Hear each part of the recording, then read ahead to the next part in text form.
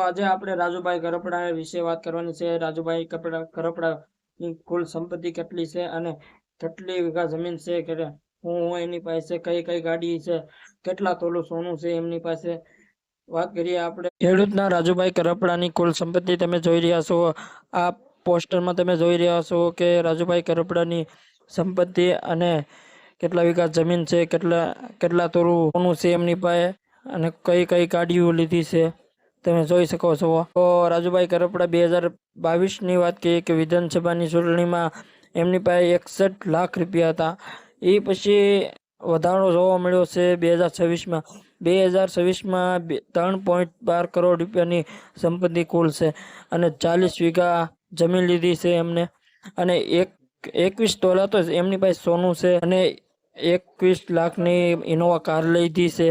તમે જોઈ શકો છો, વાંચો તમે। તો રાજુભાઈ કરપડા પાસે આટલી બધી સંપત્તિ છે।